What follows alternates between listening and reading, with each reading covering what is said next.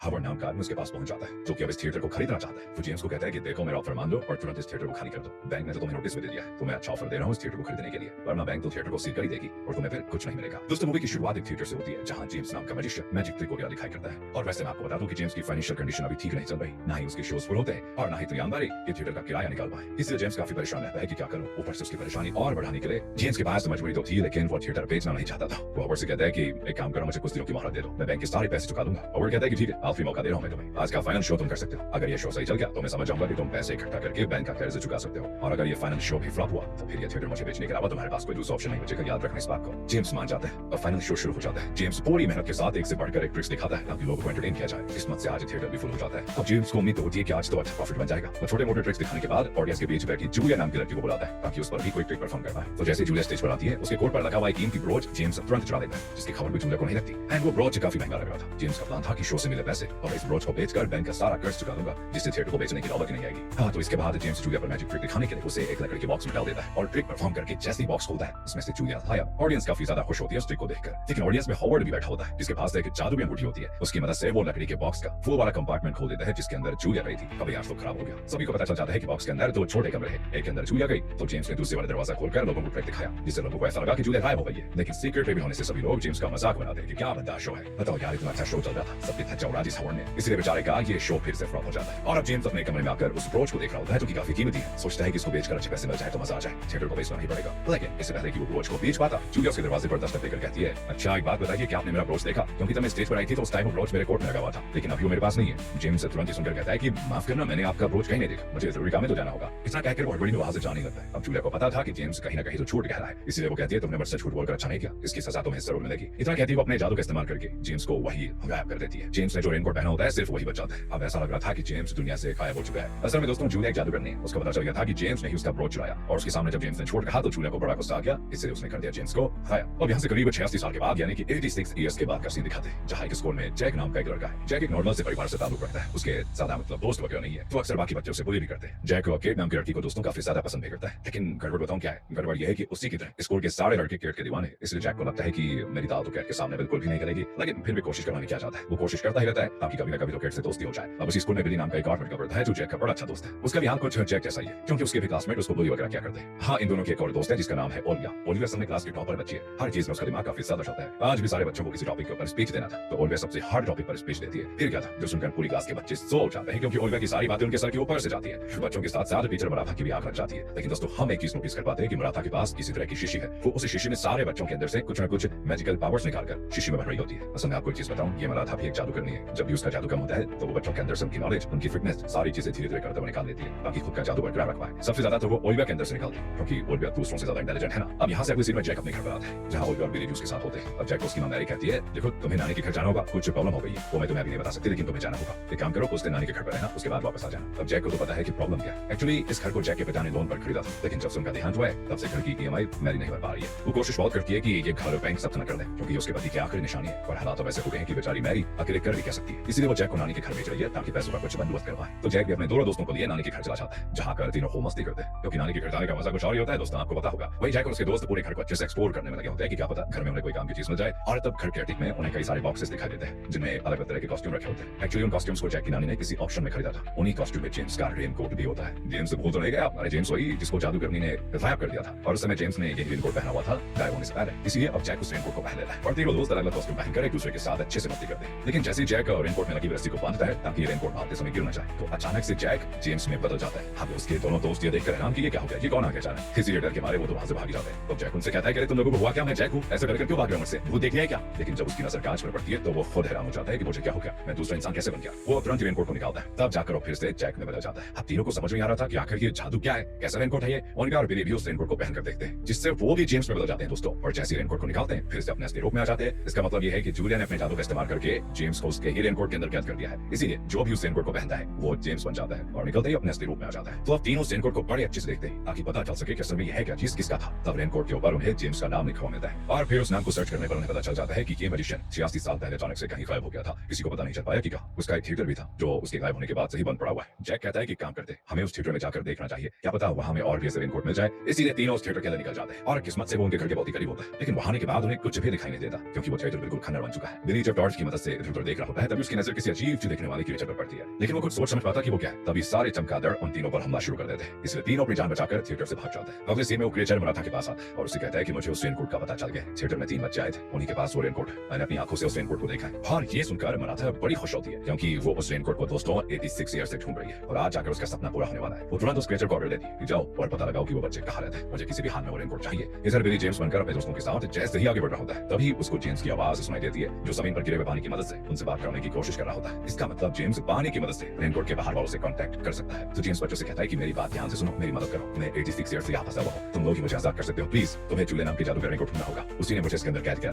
वही मुझे आजाद कर सकती है। लेकिन वो आगे कुछ बता पाता। सड़क की सफाई कर रहा आदमी उस पानी को वहां से साफ कर देता है, जिससे जेम्स भी गायब। उन्हें समझ आ चुका था कि जूलिया नाम की कोई इंसान जिन्हें उन्हें अब ढूंढना है। लेकिन जेम्स ने कहा कि 86 साल पहले जूलिया ने जेम्स को कैद किया था। तो अब सवाल यह है कि जूलिया क्या जिंदा होगी या फिर वो मर गई होगी, इसका पता लगाना होगा इन तीनों को। दूसरी तरफ मराठा काफी ज्यादा खुश होती है कि बहुत ही जल्दी वो रेनकोट मेरे पास होगा। और यहाँ पर हमें पता चलता है कि असल में मराठा वो रेनकोट हासिल क्यों करना चाहती है। एक्चुअली उस रेनकोट के अंदर एक ऐसी चीज है जिसकी मदद से मराठा खुद की जवानी वापस हासिल कर सकती है। और आज का आखिरी दिन है। अगर आज के दिन वो रेनकोट मराठा को नहीं मिला और रेनकोट के जादू की मदद से मराठा की जवानी हासिल नहीं हुई, तो वो हमेशा एक आम इंसान वाली जिंदगी गुजार कर ही कुछ सालों के बाद मर जाएगी। और यही वजह है कि वो खुद को जिंदा रखने के लिए बच्चों की नॉलेज और फिटनेस वगैरह को ले रहती है, जो कि एक तरह से उसकी जवानी को मेंटेन रखने का टेम्पररी सोल्यूशन है। लेकिन परमानेंट सोल्यूशन के लिए उसे चाहिए रेनकोट। इसलिए मराठा अपने जादुई बॉल का इस्तेमाल करके ये जानने की कोशिश करती है कि रेनकोट अभी कहां पर है। और फिर क्या था, वो जादुई बॉल उसको रेनकोट दिखा देता है, जो कि अभी जैक के नानी के घर पर होता है। मराठा अभी कौवे को अपने कंट्रोल में लेकर उसको जैक के नानी के घर में छोड़ देती है, जो रेनकोट को चुराने की कोशिश करता है। पर तीनों दोस्त बड़ी मुश्किल से उससे कौवे वो रेनकोट वापस हासिल कर लेते हैं। मराठा को बड़ा गुस्सा आता है देखकर कि मेरा प्लान फेल नहीं हो सकता। फिर वो अपने क्रिएचर से कहती है कि जाओ और उस घर से मेरे लिए वो रेनकोट लेकर आओ, चाहे कुछ भी करना पड़े। और फिर वो क्रिएचर भी रेनकोट लेने के लिए निकल जाता है। इधर हम जादूगर हॉवर्ड को देखते हैं, जो मैरी के घर के बाहर खड़ा होता है। उसने मैरी के घर को अपने कब्जे में करने के लिए एक वकील को अच्छे पैसे देकर एक नकली नोटिस बनवाया कि आज का दिन लास्ट, अगर घर खाली नहीं किया गया तो घर सील हो जाएगा। और दोस्तों जेम्स के थिएटर की तरह मैरी के घर को भी खरीदना चाहता है, लेकिन वो ऐसा कर क्यों रहा है वो तो मैं आपको थोड़ी देर में बता दूंगा, रुकिए। अब दूसरी तरफ जैक और जेम्स बनकर आगे बढ़ रहा होता है, तभी उसको सामने से कीड़ दिखाई देती है जो अपने दोस्तों के साथ बैठी हुई थी। इसलिए जेक सोचता है कि चलो इससे बात कर लेता हूँ, लेकिन उसको नहीं बताता कि वो अभी जैक नहीं बल्कि जेम्स बना हुआ है। इसलिए कीड़ उसको पहचान तक नहीं पाती और तब सिचुएशन बिगड़ते हुए देखकर ओल्गा बीच में आकर कहती है, अरे पापा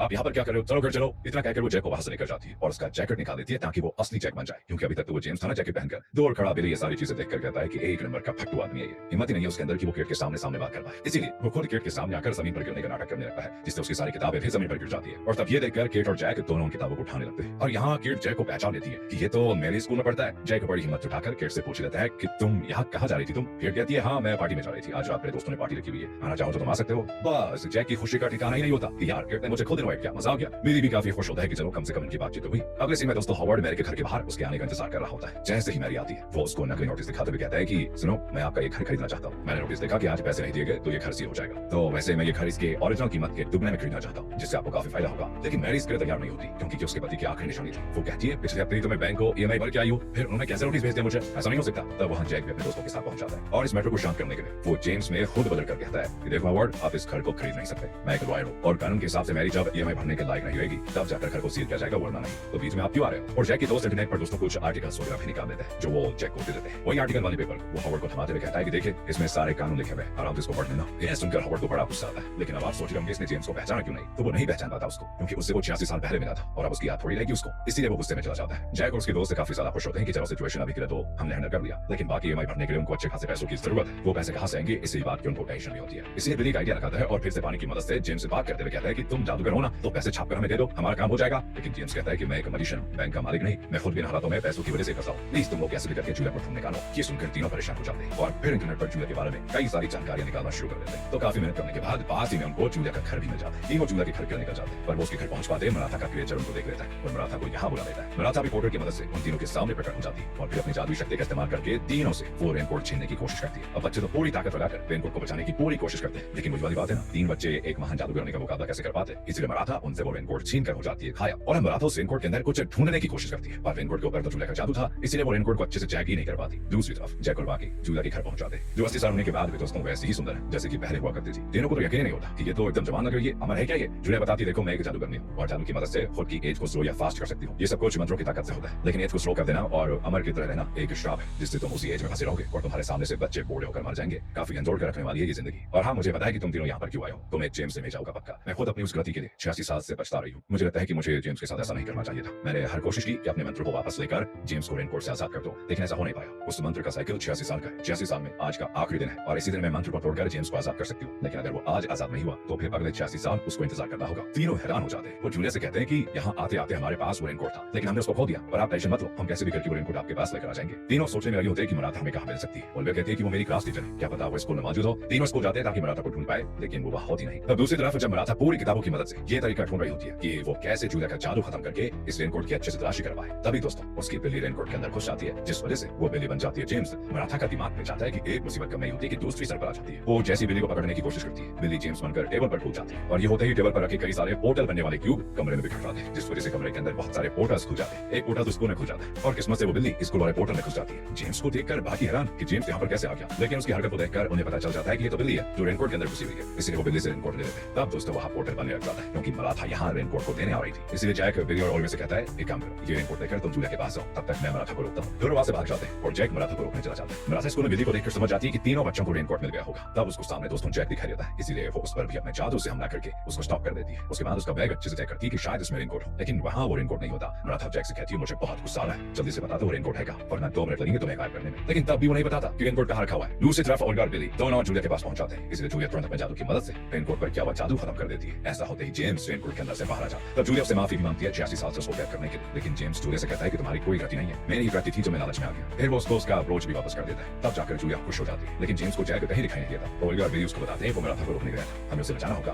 दूसरी तरफ मराठा ने जैक को पिंजरे के अंदर कैद कर दिया था। जैक उससे कहता है कि आखिर तुम्हें वो रेनकोट चाहिए क्यों? तब मराठा बताती है उस रेनकोट के अंदर जेम्स नाम का मैजिशियन कैद है, उसके पास एक जादुई ब्रोच है, वही ब्रोच मुझे चाहिए ताकि उसकी मदद से मैं अमर बन पाऊं। वो ब्रोच मेरा था, लेकिन मेरी बहन जूलिया ने मुझसे वो छीन लिया और खुद अमरता हासिल कर दी। आज अगर मुझे ब्रोच नहीं मिला तो मैं हमेशा हमेशा के लिए एक मामूली इंसान बनकर रह पाऊंगी। जैक हैरान कि मराठा और जूलिया दोनों बहनें। इसके बाद मराठा जैसे जैक पर हमला करने वाली होती है, तभी मराठा का क्रिएचर वहां पोर्टल बना देता है, जो पोर्टल सीधे खुलता है जूलिया के घर में, क्योंकि वो भी नहीं चाहता कि मराठा जैक की जान ले। इसलिए जैक को बचाने की खातिर वो मराठा के खिलाफ हो जाता है। पोर्टल बनते ही जूलिया मराठा के पास आ जाती है और उससे कहती है मुझे माफ कर देना, मुझसे बहुत बड़ी गलती हो गई थी जो मैंने आपसे ब्रोच छीन लिया, लेकिन अब मुझे मेरी गलती का एहसास हो चुका है, इसलिए मैं आपको ये ब्रोच वापस देना चाहती हूँ। मराठा हैरान हो जाती है क्योंकि उसको लगा था कि जूलिया आज भी उसको अपना दुश्मन मानती होगी, लेकिन जूलिया बदल गई है, उसको उसकी गलती का एहसास हो चुका है, इसलिए मराठा जैक को आजाद करके जूलिया को माफ कर देती है और ब्रोच मिलते ही मराठा भी जवान होकर अमर बन जाती है। दोनों बहनों की नफरत भी हो जाती है दोस्तों खत्म।